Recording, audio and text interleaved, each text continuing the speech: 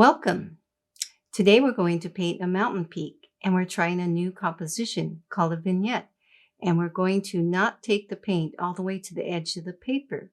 This will create a strong contrast. I find it very interesting and I hope you do too. I had fun painting this. So let's get started and have fun.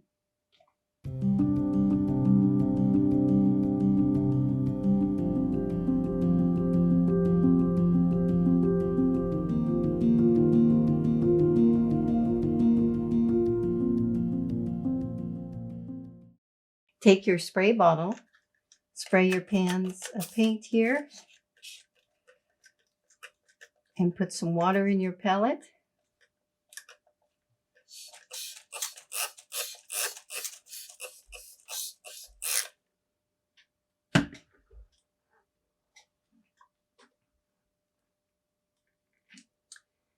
Let's use our round with pointed tip brush. And first, wet your brush. Now, we want to take some of the white paint and put some in our palette right here.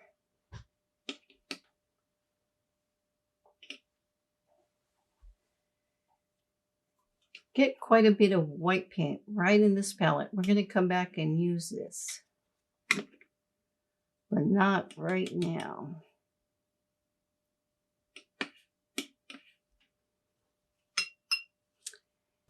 Now load your round with pointed tip brush with intense blue and put some blue on your palette here.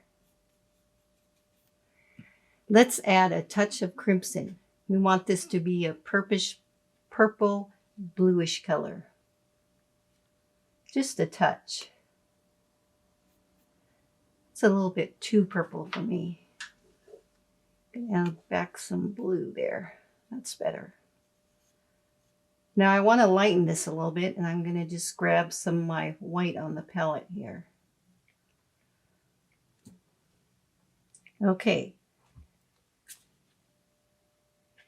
So let's start our mountain peak about right here. And then go up and back down. So there's the line for our mountain peak. Dip your brush in water and let's spread that paint. Now I like to leave some white space here, leaving the impression that there's snow on the mountain. Keep spreading the paint down and kind of make a circle or arc here. Keep spreading that paint around. A little more. Bring it down. That's looking pretty good. Okay. Now we're going to leave that like that for now. And below this mountain is some evergreen trees. So let's load our brush with some sap green and put some trees. And when I do my trees, I like to make a point and then flare out. And it might run with some of the paint that you already have down, but don't worry. Now, this forest, I'm not going to bring the trees all the way to the edge here. Just leaving maybe about 1 inch to no more than 2. And start at one edge of your mountain and carry it down. Now my paint did run there, but I'm going to come back and fix that. No problems. Keep going across here, randomly putting those evergreen trees,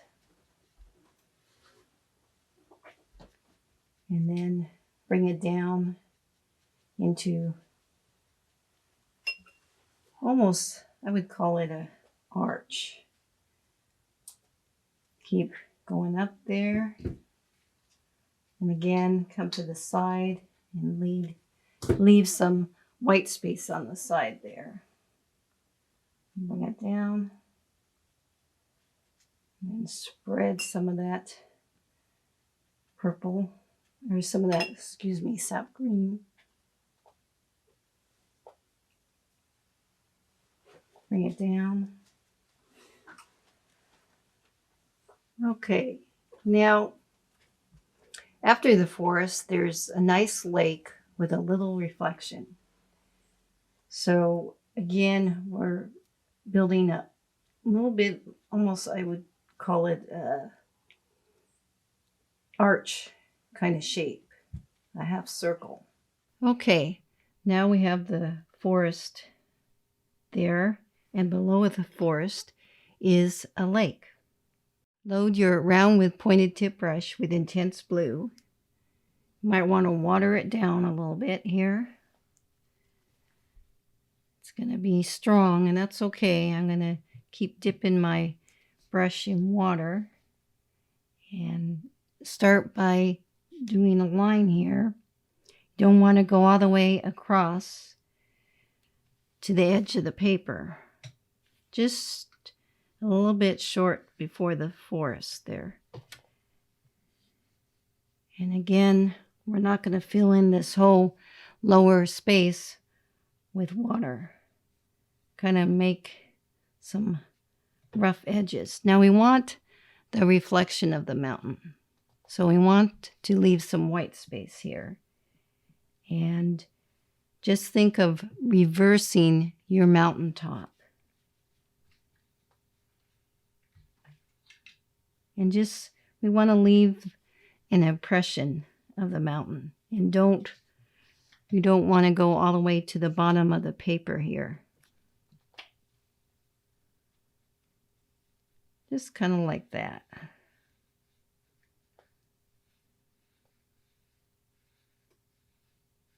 Now we're not going to be doing every little detail. And that's sometimes less is better than more. Now let's take our liner brush and fill in some of the details. Let's start with the forest and take some Viridian green with a little sap. I'm going to play with some color here and add some burnt sienna. That's going to change the color a little bit. We'll make it more of an olive color. And we have one shade here, so we're adding another dimension to it. And put some of that color randomly in the forest. There's many wonderful colors in the forest. And then bring it down here.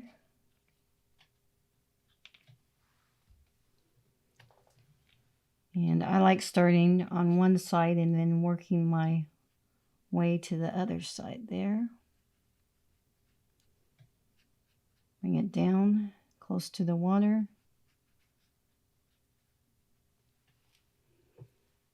And load your brush as needed. I need a little more paint here. All the way to the top here.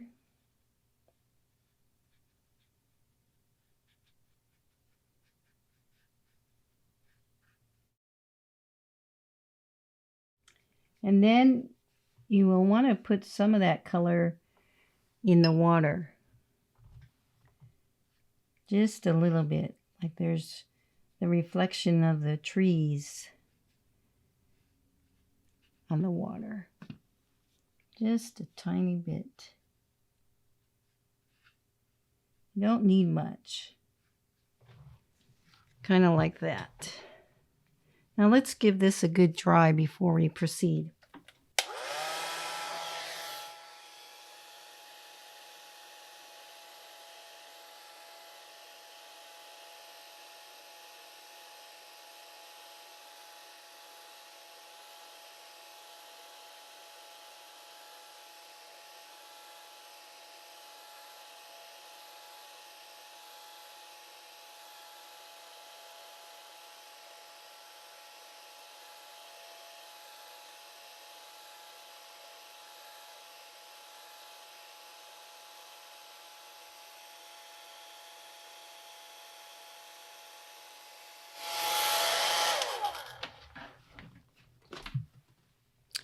Okay, now we need to add another layer of green. And we want this green to be really dark. So to get that, we're going to use our burnt umber. Again, both are greens. And then some burnt umber. That will give it a darker green. Starting on one side and working my way to the other.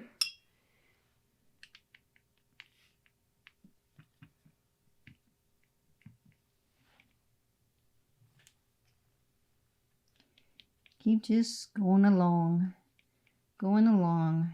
You can imagine that you're walking along the forest. Spread some of that color.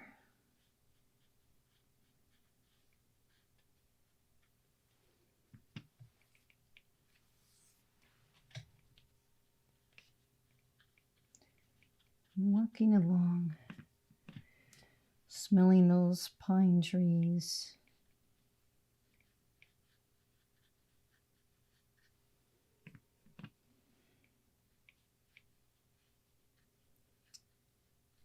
Enjoying the view of your mountain peak. Kind of just like that. You don't need much. Little paint goes a long way. I want to add some of that in the water. Darken that layer there. Just a little bit. Again, making the reflection of the trees in the water.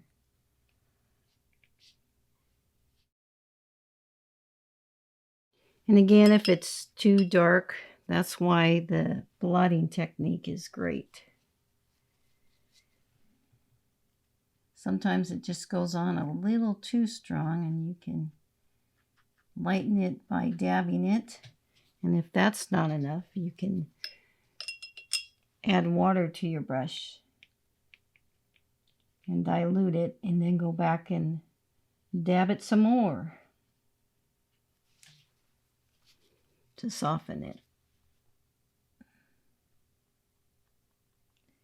That will create a little white space and a little texture.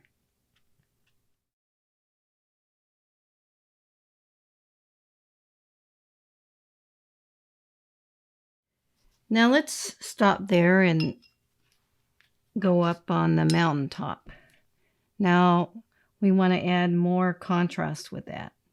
So let's mix some of our intense blue here with crimson, and that will give it a little more purplish color to it. And add some valleys here in our mountain peak. Now again, if that's too strong, I'm going to water it down.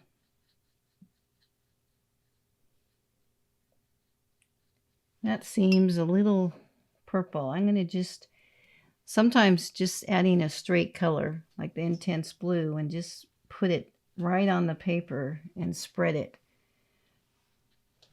will create some depth and dimension that you want.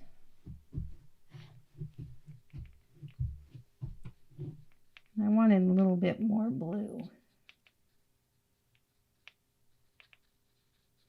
And bring it down.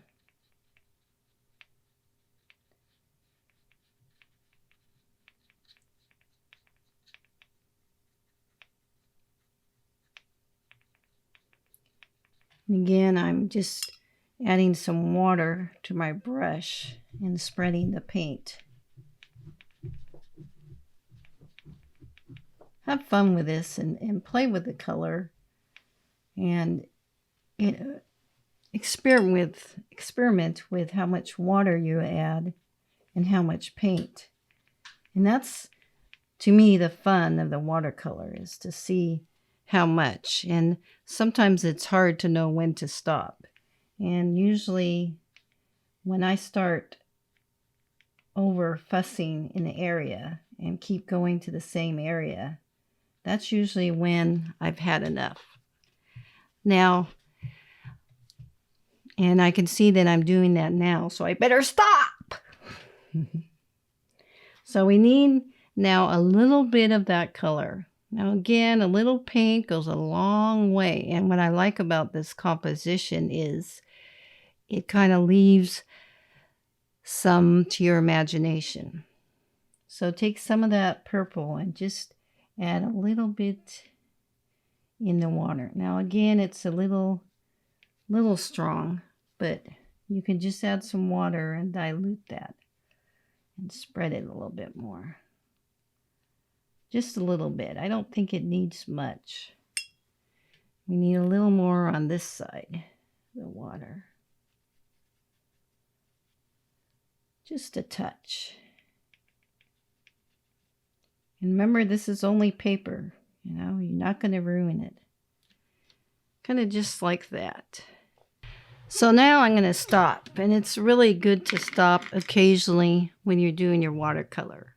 And if you get frustrated, I find it helpful is to just set it down, leave it, and go do something else for 5-10 minutes. And just get yourself more in that relaxed state. Because if you feel yourself starting to clench up and grip that brush really hard, just relax. You can always go back to it.